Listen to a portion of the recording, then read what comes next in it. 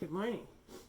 So, today is an interesting day because it's promising to be quite warm as the day increases. It's supposed to not double, but it's like 28 degrees and supposed to get to 50 today. So just barely double the temperature once the sun comes up. So what do, right? You make the decision for your horses the night before, okay? If you're barn kept, okay, so like always know that my horses are barn kept. So anytime I talk about blanket and blanket management, it's because my horses are barn kept. And my horses are kept in, yes, it's a pole barn. I used to have a block barn, and my block barn was almost climate controlled. It was like being in your basement. If you ever lived in a house that had a basement where in the summer it was always cooler down there and always warmer in the winter because just it was insulated by the ground. Well, block barns are very insulated, just naturally.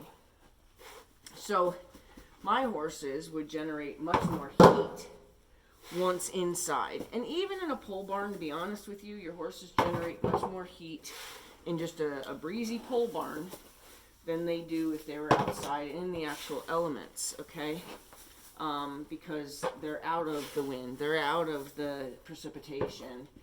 So anyway, so let's just always make sure you know when I say like your horse is gonna dry your blanket better for you on his back and faster, way faster, than if you hang the blanket even in a heated tack room. Your blanket will not dry nearly as fast as it will dry using your horse's body heat. An outside horse, I would not make the same recommendation because an outside horse with a wet blanket on and the temperature dropping is only going to get cold, and you know that cold wet blanket will then not allow insulation for heat that your horse is generating under the blanket. So again, my recommendations as far as what I talk about are always going to be because of a horse that's kept indoors during a certain period of time. So last night my horses came in. So yesterday morning it was 23 degrees and then it rose to 45. Okay, windy 45. So I didn't really feel bad that I kept them kind of bundled up. In fact, I kept all but two of them, all but three of them with a double layer on, which is a midweight blanket, a 200 gram fill blanket, and a zero fill blanket, which is just a sheet. So I had them doubled up from the previous weather the day before, and then obviously the temperature was supposed to get really low overnight, and then start the day really cold. So I had made that decision based on the wind that I was not going to reduce my horse's coverage because I knew what kind of wind we were supposed to have. So I always pay attention to the speed of the winds expected for the day, and I always pay attention to obviously precipitation and temperature. Okay, so last night, for example, they all came in. Today is supposed to be 50 degrees. But it's supposed to start off chilly. But they all came in doubled up from the day that I chose not to strip them down a layer, except for 3 horses. Strip down 3 horses, just 1 layer. So they came in kind of toasty. Now, the temperature was supposed to pretty much stay close to freezing. They weren't really gonna be out. They weren't going to be out in the elements anymore, and they weren't really going to experience those lower temperatures. However, my horses do go out before the coldest hour, because the darkest and the coldest hour is the hour before the dawn. So, like at 2 o'clock in the morning, say it could be 34 degrees, and at 5 o'clock in the morning, it could be 30.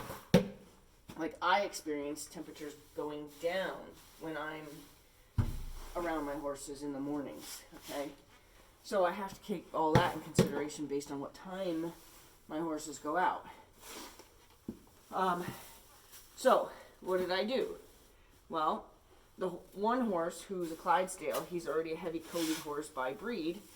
I made sure that he was already in a sheet before he was to go out this morning. So he was put in a sheet last night. Why?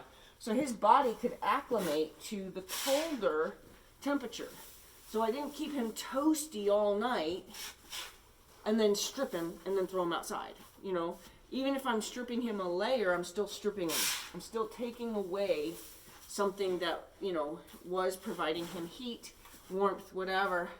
And then I'm going to make him colder, even in the standing still conditions. And then yet I'm also going to throw him outside now. So I don't do that to my horses. So I always plan my next morning and the next day blanketing based, you know, as of the night before.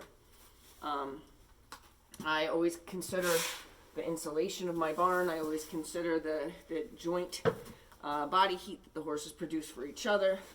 I consider all those when I make the decision to lower them a layer, even if the temperature is going to get a little bit lower than it was, you know, with the sun up. So Teddy was stripped down and thrown into a sheet. So that way this morning he's already very well acclimated to the temperature and went outside, yes, into a colder temperature. However, he is very prepared to have it get hot today and it not overheat him. An overheating horse is way more dangerous than a horse that needs to shiver a little bit. Shivering is a natural way for a horse to generate their heat, or any animal, or, you know, even human, to generate heat when they're cold.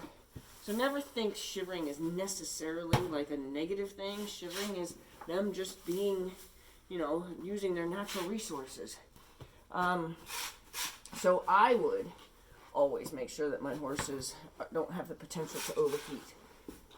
Because I don't know when it's going to get warm, what I did with the other horses, because it could get warm at like finally at 4 o'clock in the afternoon, which means my horses would have spent the entire day. So I pay attention to when the hottest part of the day is going to be. So my horses could have spent the entire day cold, and then finally at the end of the day they're getting toasty. So I think of stuff like that. Like, so what I did with my horses last night was, like I said, some of them were still layered with a filled blanket underneath a sheet. So I pulled their sheet. I left them in a filled blanket because the morning was supposed to start off still cold, and I'm not sure when they're going to experience the temperature rise. Okay, so that was why that decision was made.